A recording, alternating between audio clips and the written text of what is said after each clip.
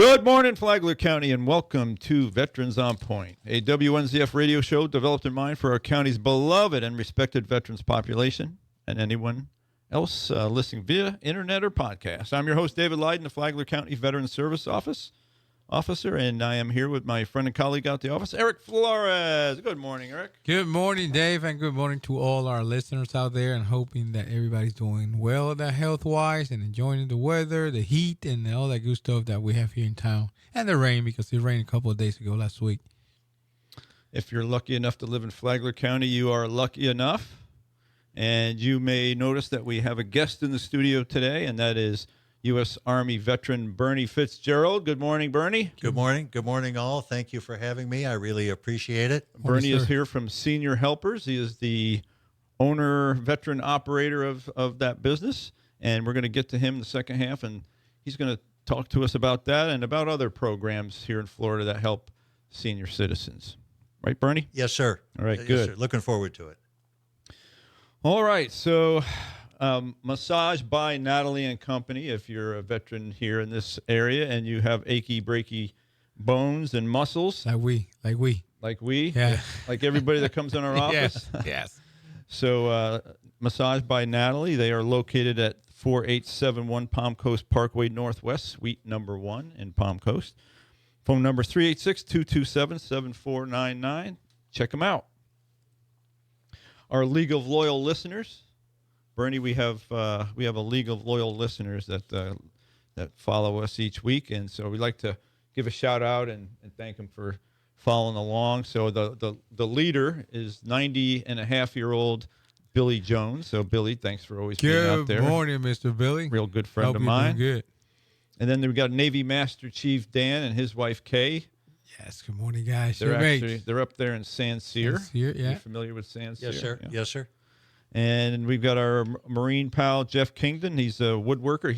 He's made these signs here. There, you'll see them all over the county and the Tri-County area, actually. Yes. Yeah, I got one from. Did you? From the DAV. Okay, there you go. They gave me one for my office. Sure. And that's from That's Jeff. Jeff, yeah. Made that. Very busy guy. And there's Talkin' Tom. I heard from Talkin' Tom today, and then Charlie Hanger and his wife Jenny, and Morning, guys. and Valerie and Dennis and Sharon and her wife Bill and Shane and Norman and Howard and William and his wife Holly and Keith and Jim and some Jameses like James the Mailmaid and James Miller, Army Sergeant First Class. We got David and Mrs. Martin. We got Frankie Sr. and Frankie Jr. and Morning, Gary. guys. We got Bicycle Frank. Yes. We got James Lee, the firefighter, and Delmer and Leon and Thomas and Rudolph and many more. So thanks, folks, for listening. Thank you, guys. All right, that's our League of Loyal Listeners. And if you're a listener and you'd like us to recognize you, give us a call at our Flagler County Veterans Services office number, 386-313-4014. Eric and I are your county veteran service officers, there to help you with your VA claims, you, the veteran, or your family members. We're there to help with other VA information too, resources like your burial benefits and your education benefits and your health care benefits. And if you're a retiree, we help sometimes with that paperwork, or a surviving spouse, we help with that paperwork. And we help a lot with the helping people get their login.gov account so you can get into your VA account. Now you need that login.gov for Social Security and many other things too. So it's kind of a pain in the backside to do, but I helped somebody with it today, and took 3 times to get the driver's license to upload into the program, but it finally went through. It takes some time, but it's like a challenge, Yeah. Wow, I got one done. Time and patience. Yes. Sometimes I'm short of it, but You can Google our office, and you can Google VSO Flagler County. You get our phone number just in case you missed this. We get a lot of calls by using the Google search engine, but make sure you get the most update one, because I have a customer last week that called. He want to make an appointment with Sal, and unfortunately, Sal. I told him Sal is in heaven unless you want to go to heaven and visit him. So Wow, that's Sal retired in 2016. 2016. I Yeah. replaced Sal. So Yeah. that's they're I don't know where their he got Rolodex. that. Yeah. They must be using the old Yeah, spinning that's Rolodex. probably, yes. Yeah. Okay, so moving right along. Now, Bernie, we've been highlighting a president every week for the last. We've done it 21 weeks so far. This is the 22nd week, and we do that because we like to talk about history on this program. But also, these are our commander in chiefs. This is a veteran program. These folks are commanders in chief. Many of them were military themselves. Grover Cleveland, the 22nd president of the United States, lived a life marked by principled stubbornness and quirks that set him apart from the polished image of a typical president. Born in 1837 in Caldwell, New Jersey, he was the son of a Presbyterian minister raised in a modest household with 8 siblings. His path to the presidency was anything but conventional, and his story is peppered with lesser-known facts that reveal a man of grit, integrity, and peculiar habits. Cleveland's early career was far from glamorous. As a young man, he worked as a clerk in a Buffalo law firm, earning a meager $4 a week. Too poor to attend college, he taught himself law while living in a boarding house, passing the bar in 1859. His work ethic was relentless, and by his 30s, he earned a reputation as a dogged lawyer who despised corruption, a trait that defined his political rise. As Buffalo sheriff in the 1870s, Cleveland personally performed executions, a grim duty he refused to delegate. He later admitted the hangings haunted him, but he believed shirking responsibility was a sign of weakness. Elected president in 1884, Cleveland became the first Democrat to win since the Civil War, breaking a 24-year Republican streak. His campaign was no fairy tale. Opponents smeared him with claims he'd fathered an illegitimate child, to which he responded with blunt honesty, admitting he'd supported the child financially despite uncertain paternity. Voters admired his candor, dubbing him Grover the Good. As president, he wielded the veto pen like a weapon, rejecting 414 bills in his first term, more than double the total of all previous presidents combined. His reasoning? He loathed wasteful spending and refused to bend to political pressure. One of Cleveland's oddest quirks was his aversion to the White House. He found it stuffy and preferred sneaking off to a nearby farm to relax, often fishing or sipping whiskey with friends. During his second term, he's the only president to have served, except for now, 2 consecutive terms. He underwent secret surgery for mouth cancer aboard a yacht to avoid public panic. The operation was hidden for decades, with only a few aides aware he wore a rubber jaw prosthetic. Cleveland's personal life was equally unconventional. At 49, he married 21-year-old Frances Folsom, his former ward in the White House, the only president to wed there. Their age gap raised eyebrows, but their marriage endured, producing 5 children. After politics, Cleveland retired to Princeton, where he spent his days debating locals and shooing students off his lawn. Not shooting, but shooing. He died in 1908, leaving a legacy, a president who valued principle over popularity, with quirks that made him undeniably human. And here's a quote of the week from Grover Cleveland. Though people support the government should not support the people. And I think he meant financially, not. Yeah. So that's Grover Cleveland, our 22nd president. And we always learn something every week from these presidential readings. I don't know. Indeed. Well, I agree, and we should remember that quote. Yeah, I'm with you on that one. Yeah. So, you said you told us earlier that before the program, you just became a member of DAV 86, yes, sir. Chapter 86. Yes, sir. And this is part of the program where we say, drivers. The DAV Chapter 86 is seeking drivers, volunteer drivers, to take veterans from their homes to their VA appointments, whether that's at a VA clinic, a VA medical center, or a community care network appointment, or even a compensation and pension exam appointment. So it's very important program. It helps a lot of veterans to get to their appointments. Their phone number is 386-439-2122. That's 386-439-2122. Find out how you can become a volunteer driver. or find out how you can take advantage of the transportation program. You don't have to use your own vehicle if you're a volunteer driver. The DAV does have VA vehicles for that purpose. But you do have to be insurable, and you do have to have a physical by the VA. Let me remind you that if you use those services to go to your VA appointment, that, like Dave say, you cannot claim travel, my friend. Okay? Don't be smart and claim travel, because that's not legal. That's not legal. That's a good point. And that subject does come up once in a while. People ask, and I say, well, what do you think? Yeah. You didn't spend your gas going down No. there. Do you think you should claim travel? That's an easy one. That's a frivolous claim in my mind. And just a couple of notes here from VA News. The Senate just recently passed a VA Home Loan Program Reform Act that replaces the VA Servicing Purchase Act, which is to help veterans who are getting behind in their mortgages. I think it still has to go to the president for his signature. So keep an eye out for that if you're having any problems with your mortgage issues. And then last week we talked about the the caregiver support programs, and just in the news recently, the VA is going to extend the caregiver program to 2028 to the legacy participants, meaning I guess it's been almost 2 or 3 years now. They were Meaning you old folks guy.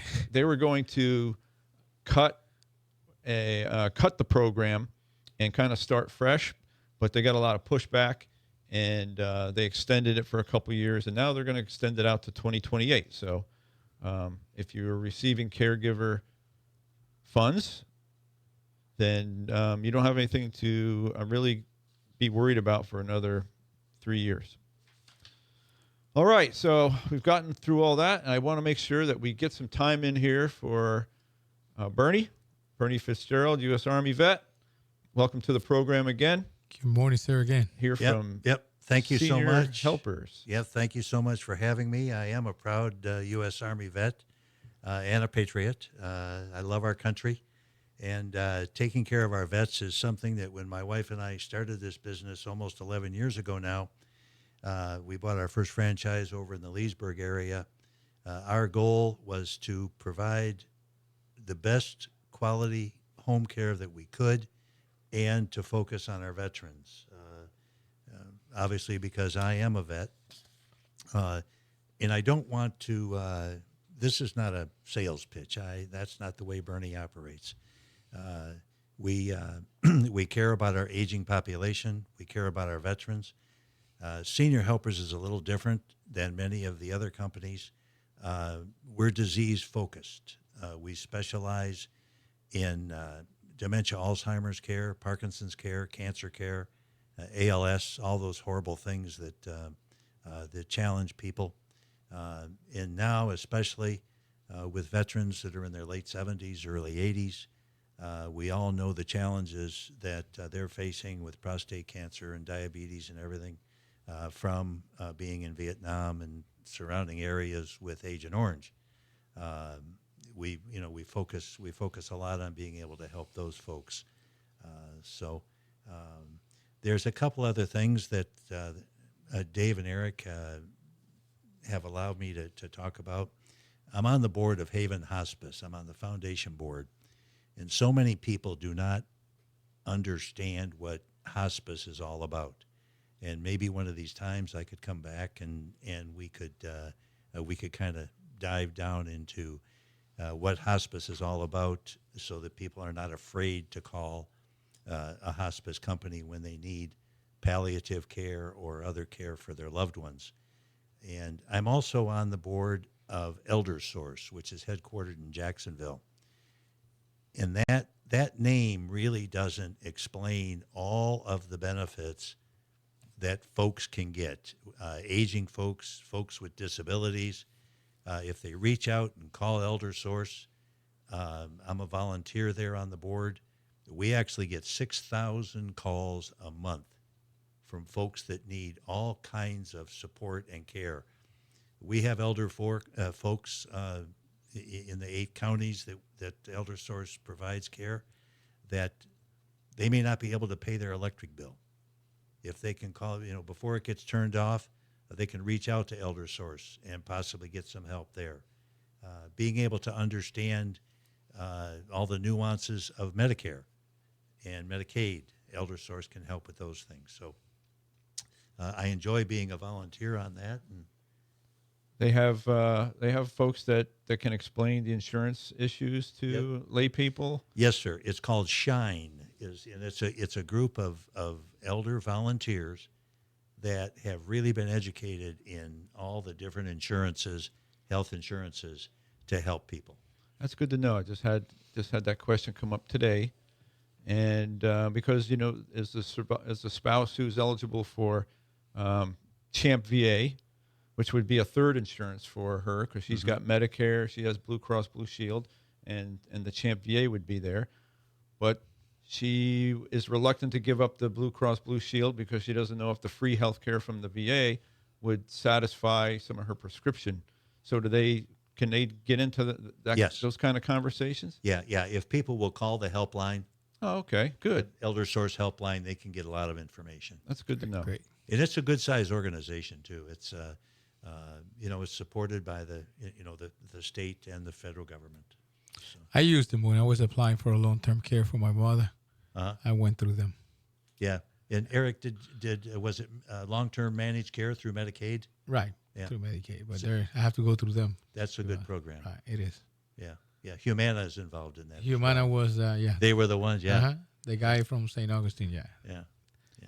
Yeah. Speaking of St. Augustine, you've got that beautiful VA facility there. Oh, yeah, that assisted living is in. I've had the opportunity to visit the new medical center in Daytona. What a facility that is. The VA clinic on Williamson. Yeah. Oh yeah. Oh my goodness, it's absolutely. State-of-the-art facility. It is. It really is. So Yeah, veterans are really happy. They like the facility, but even more, they like the care. Yeah, their staff is great. I mean, yeah. I have no complaint at all. Yeah. Now, you mentioned Veterans Direct Care Yes, through sir. ElderSource. Why don't you talk a little bit about that? Okay, I'm not an expert on that, but I do know that if you contact ElderSource, what that program is, it's where a family member can actually provide the caregiving for a loved one in the home, and if they qualify, then the VA will give that family the money to pay that. Rather than going into an assisted living facility. Yes, or something. sir. Right. Yes, sir. And what we do find, So is that is sponsored by VA? You say? yes, sir. It's It's called funded by the VA. Funded by it's VA. funded by the VA. It's called Veterans Directed Care Program. That's a great thing. So I mean, I know about a comprehensive caregiver program, which is The VA's comprehensive caregiver program, but Right. ElderSource it's another program. Wow, that's Yeah. good to know. Yeah. And they have an in-house person that directs that program. So they might not qualify for VA comprehensive caregiver, but they might qualify if their eligibilities are different Right. through Yeah. that one. That's great to know. Yeah, that's right. That's right. Good So, to know. But yeah, it's a really good program. Awesome. So talk about your staff and your Okay. and Our staff, a couple of real important things, is our staff are all W-2 employees of senior helpers. We have workers' comp insurance, liability insurance, malpractice insurance, and believe it or not, sexual harassment insurance. and these are folks that come in the home and help with Yes. daily living activities. Yeah, and they are certified nursing assistants and home health aides. Their training is done by our registered nurse in the different disciplines and skill sets. We do, depending on how serious the case is, we do match up the skill sets of the caregivers with the difficulty and challenges of that particular case. So there's some important things that I talk to families about today. We've got a lot of people that have entered our country. We have an I-9, which is a document that allows people that come from other places to be able to work in the United States. We have that on all 170 of our employees. But there have been what we have learned is there have been people coming across the border, and the cartels are telling the women that they should try to find independent, private pay caregiving in homes. But you know nothing about them. To stay under the radar. Stay under the radar. You know nothing about them.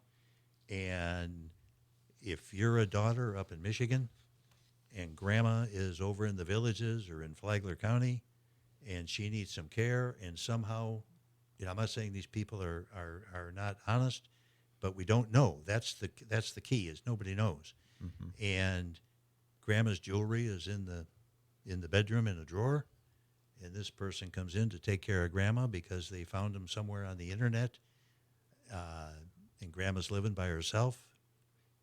There could be some challenges with or grandma starts asking them to write checks for this business and that business, and then it starts getting we've too familiar. We've seen that happen. Sure. The other thing too is our caregivers are trained to watch the decline of the patients that we care for. They're in there every single week, and we have a proprietary assessment tool called Life Profile, and we have to do frequent assessments with that tool so that the family knows that this person is either doing really well, maybe getting better, or maybe getting worse. And then we can adjust the care that's needed. And in some cases, we have to maybe adjust the skill set of that particular caregiver, right, and get a different one. Makes sense. If someone declines, they have Parkinson's, and as they decline, maybe they start hallucinating, they may difficulty eating, they can't stand anymore, they can't transfer, then we have to redo the care plan and come up with a new care plan so that person can remain in their home as long as possible. The other thing that we do find is the longer that people remain in their home, the longer they live. And their mental state is much better. We were kind of talking about that the other day, not necessarily just your home, but your familiar neighborhood and your surroundings. Yeah, exactly. So as far as veterans and surviving spouses of veterans, we were just mentioning earlier the VA's aid and attendance program is very helpful to help veterans and surviving spouses, afford to have in-home health care, and that's kind of comes into senior helpers and how that's how the VA, how veterans and surviving spouses can help fund that. Yeah, that's right. We had a case with a lady that worked at Publix, and her husband, dementia got worse and worse and worse. He's a veteran, and she was going to have to quit her job. They didn't know how they were going to, be able to support themselves, and they were able to get aid and attendance, and she was able to go back to Publix and go to work. And the aid and attendance provided care for her husband when she was at work. So it's a wonderful program. Mm-hmm. I mean, people in Eric and David, I use a statistic on it. I don't know if I'm right or wrong, but I think only 3% of the veteran population knows about aid and attendance. You're probably, am I close on that? Probably, yeah. Probably. I mean, so that might even be 3% for all veterans benefits, not just aid and attendance. Yeah. So one thing that we try to do at Senior Helpers is we try to educate. Every case that we go see, we ask if they're a veteran in the house, and we try to educate them on all of the benefits that might be available and how to get a hold of their appropriate veteran service officer. They don't know what a veteran service officer is. Well, keep pointing them to us. We'll take care of it. And we have to explain it to them. So God bless you guys for what you do. Let me ask you a question, if you don't mind. So you were in the network, in the VA network, yes, correct? Sir. Yes, sir. So if there's a veteran or surviving spouse that all of a sudden have a cognitive issue, more likely than not, they're VA going to declare any if a surviving spouse of a veteran, what's the word that we call it? Yeah, incapable. When they cannot handle their finance. Oh, incompetent. Incompetent. That's the word I was looking for. So how they? My point to you: do you get in the VA contact you and or Yes. in that case, or a fiduciary contact you in the case, and then try to Yeah. We work with the Orlando VA and the North Florida, South Georgia VA, and now with the new medical center in Daytona with the social workers there. And they send us an authorization to provide care for that family, for that veteran. Well, gentlemen, we've expended our time for today. I'm very grateful. Yeah. And Bernie, I appreciate you being here. Yes, Very indeed. informative. Yes, it is. And I learned too. We please, always learn something. I just learned about that Veteran Think program, Veterans Direct Care. Care program. So we always learning. So what we got to let you know is that no country, no state, no community does more for veterans than the United States of America, the great and free state of Florida, the wonderful Flagler County, the lovely city of Palm Coast, and all of our beautiful beach cities. We ask you to be a victor, not a victim. Be educated, not indoctrinated. And most importantly, be kind to someone today or many someones. We thank you for listening. Any final thoughts, gentlemen? Go ahead, Bernie. Just God bless America. Amen. That's good. Thanks a lot, guys, for listening and watching to our show, and we'll see you next week. And Bernie, if you want to come back and talk about hospice one day, we can do that. That'll be too. great. Yeah, I'd like to do that. Because a lot of people think, hear that word hospice and they're thinking in the worst, and it's not. Yeah, they get frightened. They get frightened. So, All right, folks, take care. Bye-bye.